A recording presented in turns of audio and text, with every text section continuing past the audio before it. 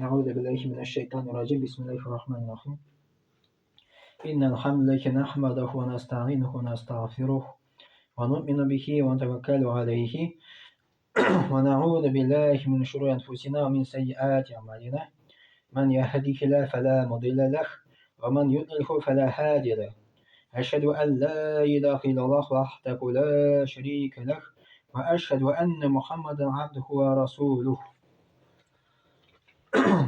يا أيها الذين آمنوا اتقوا الله حق تقاته ولا تموتن إلا وأنتم مسلمون.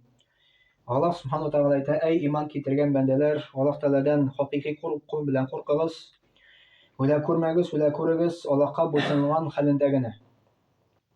Ya ayyuhan nasu taqu rabbakum alladhi khalaqakum min nafsin wahida wa khalaqa minha zawjaha wa batha minkum rijalan kathiran wa nisaa واتقوا الله الذي تساءلون به والأرحام إن الله كان عليكم رقيبا يا أيها الذين آمنوا اتقوا الله وقولوا قولا سديدا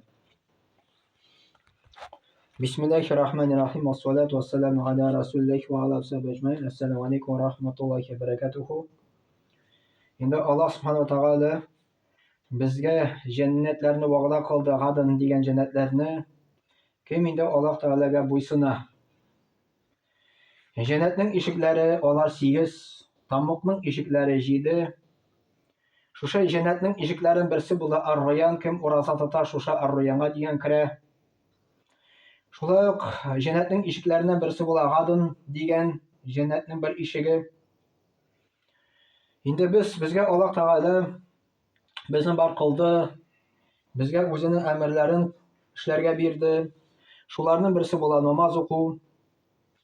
Shularning birisi bo'la o'raza tutuv, xo'sh qilib, zakatini to'lav. Bunga tema bo'la namoz turida Muhammad payg'ambar sollallohu alayhi vasallam aytdi: "Ra'sul amril islam." Ishlarning eng buyugi islom deydi. Va g'umuduhu as-solah, oning negizi namoz deydi. Va zirvatu sanamihi al-jihadu fi sabilillah. Onun eng yuqori darajasida Alloh yo'lida kurashuv deydi. Mana bunda Muhammad payg'ambar sollallohu alayhi vasallam aytgan shu hadisda ishlarning eng buyugi islom, ya'ni Allohga bo'ysunu deydi. Onun negizi namoz deydi. Onun negizi namoz deydi. Bu Allohning ishisi Muhammad payg'ambar sollallohu alayhi vasallam aytdi. Va hiya faridatun da'imatun mutlaqun la tasqatu hatta fi halil khawfi.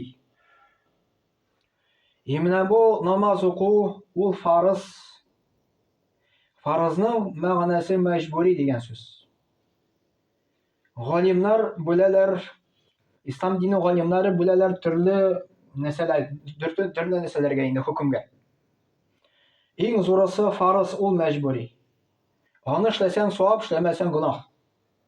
Ondari darajasi bilan ostara ketadi sunnat. Sunnat Muhammad payg'ambar sollallohu alayhi vasallam onu tog'in istamashgan edi. Sunnat namozini o'qigan, masalan, nafil namozlar o'qigan.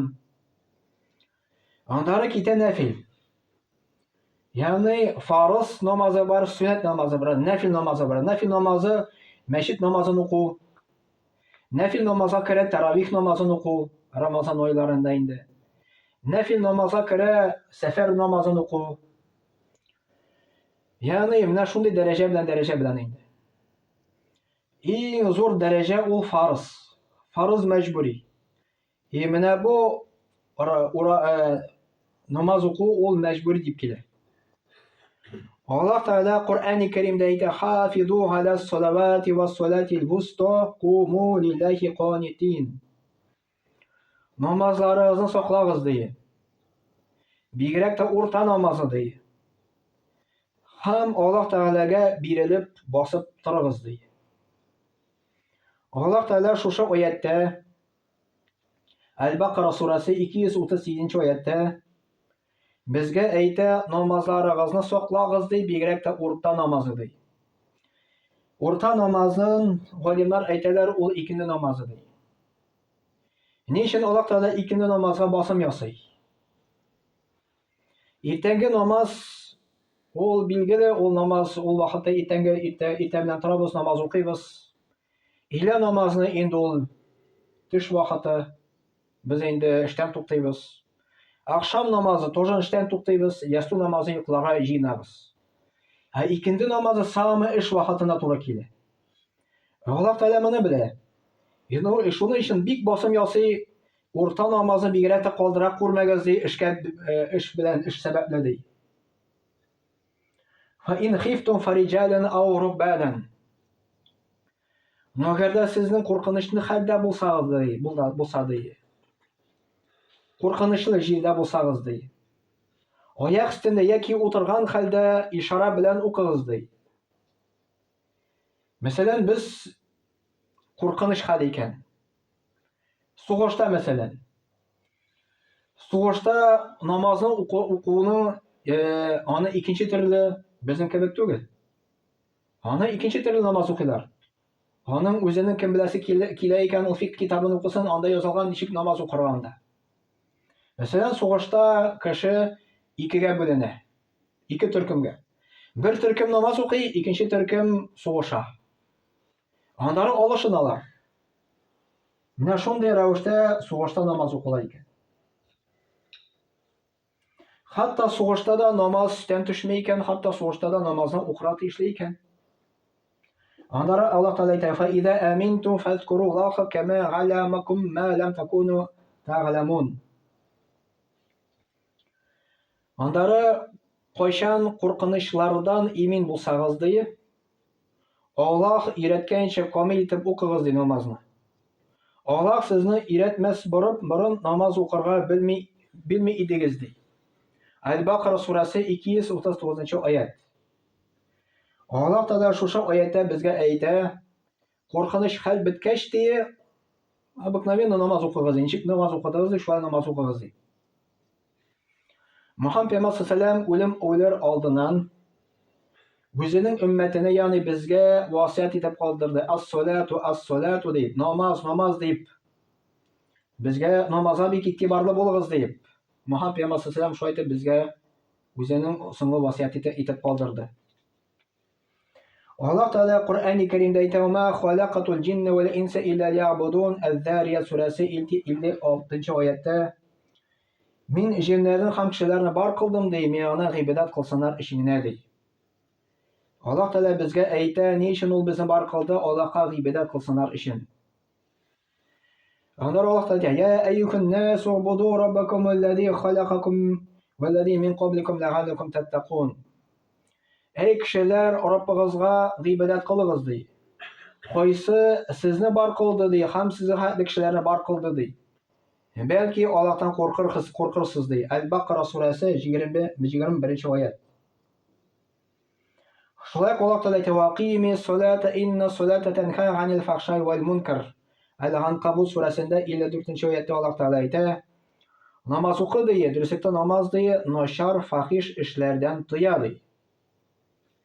Нәрсә ул фахишлык һәм начар эшләр? Фахишлык монда керә зина, монда керә хамыр ичү, монда керә риба белән шөгыльләнү. Шундый зур гөнаһлар керә. Әгәр дә кеше намазга баса икән, ул уже хамыр ичә алмый. Намазга баса икән, ул риба белән шөгыльләнә алмый. Намазга баса икән, ул зина кыла алмый. Әгәр дә ул намаз укып та хамыр ичә, намаз укып та ул зина кылса, бер хәзрәт әйтмеши, мин ышанмыйм ди, таш ул намаз укый ди.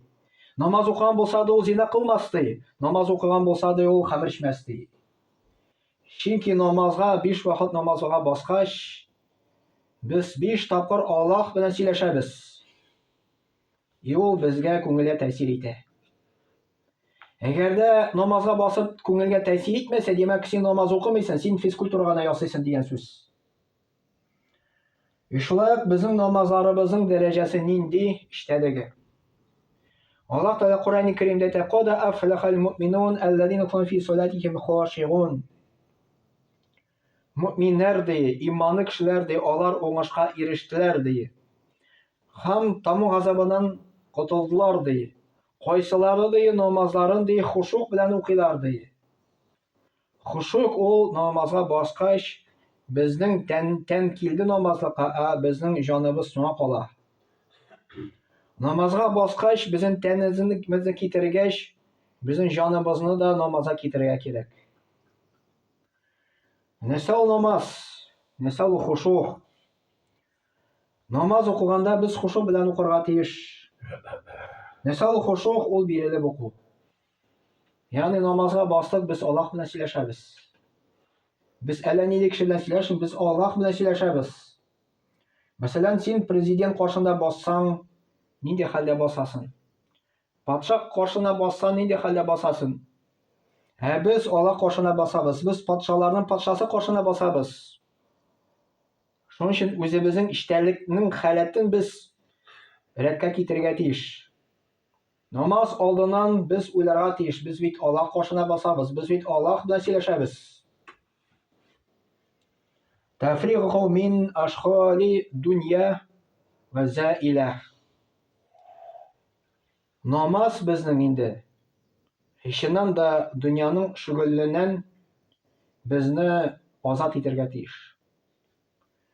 Гарабата би раббил арди ва самавати.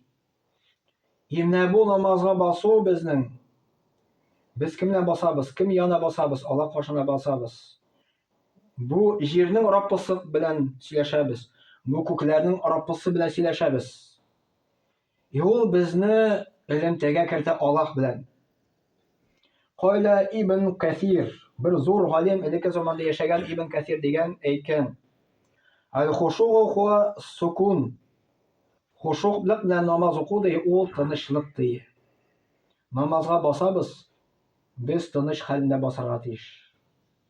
Ва тумаънинату, һәм тагын да яхшы тынычлык белән басарга тиеш. Ва таваддату, һәм намазга баскач безнең рассудительность булырга тиеш. Без акыл белән теге уйларга тиеш, без Аллаһ каршында бастык. Вал вақару, һәм бу достоинство дип әйтә. Ва тавадигу, бу тыйнаклык Аллаһ каршында. Вал хамилу алейхи вал хауфу мин Аллаһи ва мурақибату. Һәм безнең инде вал хамилу алейхи вал хауфу мин Аллаһи ва мурақибату дигән сүз безнең Аллаһ каршында курку булырга тиеш, курку хисе булырга тиеш.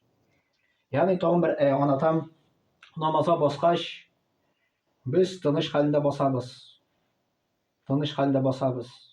Аллаһка курку хәлендә басабыз, һәм тыйнаклык хәлендә басабыз.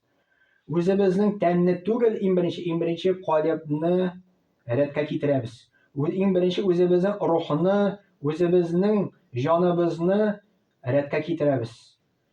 Сорау бирик, кем каршында басабыз? Аллаһ каршында басабыз. Андары дәвам итәбез. Аль-хушугу хуа қиямул қалби бәйне ядай Рабби. Аль-хушук дигән бер зур галим әйткән инде, ул Аллаһ каршында ди басып тору.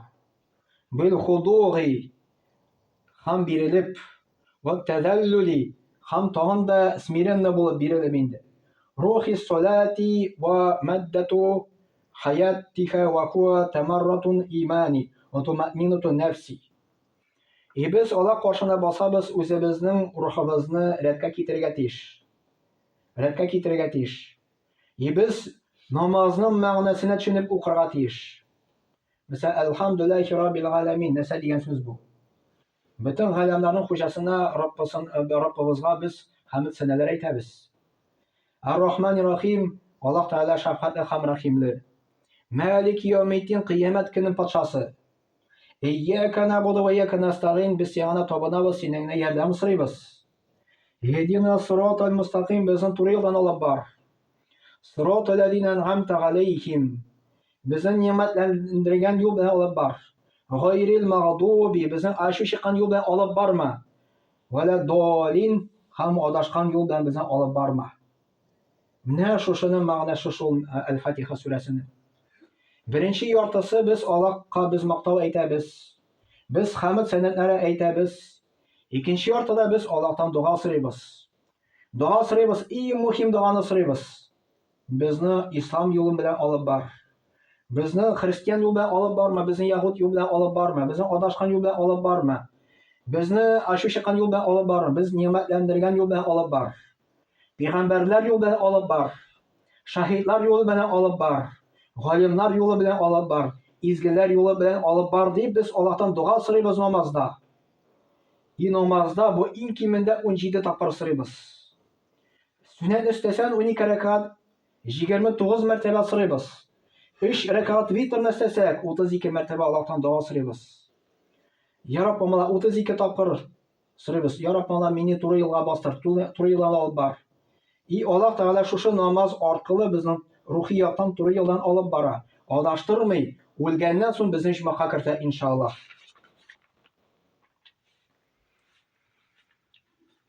Мөхәммәд пәйгамбәр саллаллаһу алейһи ва сәллям намазга басканда әйтә иде: "Җугәләт курату гайни фи салати." Миңа менә бу күзнең рәхәтлеге булды ди намазда ди. Күзнең рәхәтлеге ул намазда тапкан икән. Шуңа күрә мөхтәрәм җәмәгать, намазга бик игътибарлы булыйк. Намазга басканда хушук белән басыйк. Рәхәтләнеп намазны укыйк. Без Аллаһ белән сөйләшәбез. Аллаһ безнең белән сөйләшә. Ишеннән дә Мөхәммәд пәйгамбәр саллаллаһу хәдисе бар. Аллаһ Тәгалә әйтте. Кайчан без әйтәбез әлхәмдүлиллаһи раббил галәмин. Аллаһ Тәгалә мактау галәмнәрнең Раббысына дип әйткәч, Аллаһ Тәгалә өстә әйтә: "Минем кулым ди, мине мактады" ди. Намазга укыганда Аллаһ Тәгалә безгә җавап бирә икән. Әмма без аны ишетмибез генә. Җавап бирә. Аннары без әйтәбез: "Идина сиратал мустақима" хәтле килеп җиткәч, безнең туры юлдан алып бар. Аллаһ Тәгалә әйтә: "Нәрсә минем кулым сорый ди, шул аңар булыр" ди. Менә шундый безгә Аллаһ Тәгалә күктән үк җавап бирә. Инна ар-раҗула ла янсарифу ва ма кутиба лаху илля 10 салатаху. Тусгиха, сумниха, субгиха, судусиха, хумусиха, рубгиха, ва сулусиха, ва нисфаха. Абу Дауд бу хадисны китерә. Мөхәммәд пәйгамбәр саллаллаһу алейһи әйтте, дөреслектә ди, кеше намаз укыр ди. Намазның ди, аның язылыр ди, уннан бер өлеше ди. Кемнекедер язылыр 9дан бер өлеше ди. Кемнекедер язылыр 8дан бер өлеше ди. Кемнекедер язылыр ди 7дан бер өлеше ди. Кемнекедер язылыр 6дан бер өлеше ди. 5тән бер өлеше ди. 4тән бер өлеше ди. 3тән бер өлеше ди. Һәм яртысы язылыр ди. Карагыз, Мөхәммәд пәйгамбәр саллаллаһу алейһи ва сәллям намаз укыганда без намазда басабыз. Безнең уебыз кайда йөри? Уебыз ерак йөрсә, кемнедер уннан бер өлеше генә намазның языла ди савабы. Кемнедер яртысы языла ди. Әгәр дә без намазыбызны, хушуклыкны, эчтәлекне 50%-ка хәтле җиткезсәк, валлаһи дип әйтәм, намаздан чыгасы килмәячәк. Намазда без ләззәт табачак. Намазда без рәхәтлек табачак. Чөнки Мөхәммәд пәйгамбәр саллаллаһу алейһи әйткән: "Я Билал ди, әйдә азан әйт әле, намазда ял ит әле" дип. Мөхәммәд пәйгамбәр саллаллаһу алейһи дөньяның мәшәкатьлегеннән намазда ял иткән икән. Безнең киресенчә килеп чыга, без намаздан ял итәбез дөнья белән. Безгә кирәк намазда ял итәргә. Намазны без хушуклыкны җиткезсәк 50%-ка хәтле Аллаһ белән сөйләшеп, намазда шул хәтле без ләззәт алачакбыз. Шул хәтле рәхәтлек алачакбыз, что безнең намаздан да чыгасы килмәячәк. Менә намазга баскач тырышырга кирәк хушуклыкны булдырырга. Ничек аны булдырырга хушуклыкны? Иң беренче Аллаһтан дуга сорар кирәк. Я Рабб, мала миңа хушуклыкны артыр дип намазда. Я Рабб, мала миңа намазда рәхәтлек бир. Намазда безгә миңа ләззәт бир. Шундый дуга сорар кирәк. Анда намаз укыганда безнең көрәш башлана. Шайтан белән. Мөхәммәд пәйгамбәр саллаллаһу алейһи әйтте, шайтан килә дә ди, төрле уйлар китерә ди намазда ди. Бу турында уйла, теге турында уйла. И кешенең намазыннан урлана. И кеше онытыла, дөнья турында уйлый, намаз турында уйламый, Аллаһ турында уйламый. Менә намазга баскач кирәк мәгънәсенә төшенеп намазны укырга. Әлхәмне ятлагач без аны мәгънәсенә белергә кирәк. Нәрсә, нинди мәгънә ул? Ихлас сүрәсенең кул хуаллаһу ахадның нинди мәгънә килә? Инна атойнаның сүрәсенең мәгънәсе нинди килә? Мәгънәне төшенеп укысак, har bir harfga, har bir so'zga e'tibor bersa, alhamdulillahi robbil alamin. Alloh bilan so'zlashamiz biz. Pauza yasaymiz. Ar-Rahmanir Rahim. Maliki yawmiddin. Mana ko'ngil bilan Alloh bilan so'zlashamiz. Ishondan da deb aytasi kela, namozdan shig'asi kelmashak. Bizning namoz nechib kelib shig'a Akbar Hazrat aytmishdi. Alhamdulillahi robbil alamin, Rahmanir Rahim. Assalomu alaykum rahmatulloh. Assalomu alaykum rahmatulloh. Shu bo'ldi. Rahat. Namoz ortda qoldi. Hozir endi dunyo menda barangi kerak, bu kerak. Hozir qo'noqlar kelar, rahat. Namoz shu ortda qoldi bu. Shu bo'ldi shuni bilan. Ne bizning namozimiz shuning uchun rahatlik topa olmaymiz. Namozni o'qiy olmaymiz, namozga bosa olmaymiz, chunki biz namozning ichida rahatlik topa olmaymiz. Rahatlik topsak, namozning shig'asi kelmaydi. Biz bit Alloh bilan so'zlashamiz. Masalan, atiyani bilan so'zlashganda bizga rahatmi? Rahat. O'zining bolani kutasin, 2 yil ko'rmagan armiyada masalan so'zlashga rahatmi? Rahat. Sen Alloh bilan so'zlashasan. Allohning qo'lida 2 dunyo. O'lgach Allohga qaytasan sen. Bu dunyoda sen Alloh bilan so'zlashirga o'sha tiyish, topdagi dunyo qaytqach, Alloh taolo seni jumaqqa kiritsin endi. Mana namozni biz kutib olishga tiyish, yoritib olishga tiyish, rahatlik namozni o'qishga tiyish biz uni. Shu vaqtda bizning savobida ko'p yozilar. Shayton da bek ta'sir eta olmas inshaalloh. Namoz oldina biz uni masalan ida tahorat oldi ekan. Tahorat olganda da Alloh turina o'ylarga kerak, dunyo turina tug'il, tirishga kerak. Alloh turina o'ylarga. Masjidga kelamiz bunda Alloh turina o'ylarga kerak, dunyo turina tug'il. Hatto bir g'olim aytgan o'zining shogirdlarini darsdan ketganda siz ayrim qaytasiz deydi. Birga qaytsangiz siz so'zlashib qaytasiz deydi.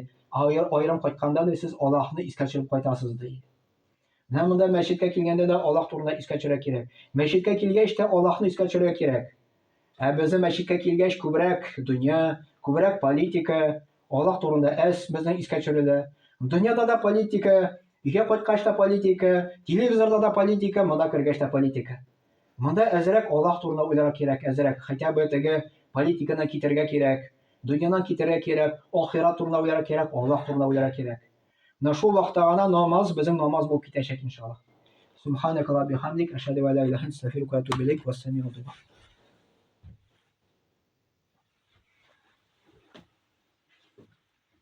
إن الله وملائكته يصلون على نبيه يا أيها الذين آمنوا صلوا عليه وسلموا تسليما اللهم صل على محمد وعلى آل محمد بعدد من صلى وصام اللهم بارك على محمد وعلى آل محمد بعدد من قام وقام وصل وسلم عليه وعلى جميع الأنبياء والمرسلين وعلى ملائكتك المقربين وعلى أهل طاعتك أجمعين من أهل السماوات والأهل الأرض وارحمنا واشرنا معهم برحمتك يا أرحم الراحمين اللهم ارحم الخلفاء الراشدين المروان الماضين الذين قضوا بالحق وكانوا يعدلون اللهم اغفر للمؤمنين والمؤمنات والمسلمين والمسلمات الأحياء منهم والأموات إنك مجيب الدعوات ورافع الدرجات منزل البركات وقائد الحاجات برحمتك يا أرحم الراحمين اللهم انصر من نصر الدين وخذل من خذل الدين عباد الله إن الله يأمر بالعدل والإحسان وإيتاء ذي القربى وينهى عن الفحشاء والمنكر والبغي يعظكم لعلكم تذكرون واذكروا الله العلي العظيم الحي القيوم يذكركم واشكروه يزدكم واستغفروه يغفر لكم ولذكر الله تبارك وتعالى أعلى وأول وأعز وأجل وأعظم وتم أكبر وصلى الله على نبينا محمد وعلى آله وصحبه أجمعين وأقيم الصلاة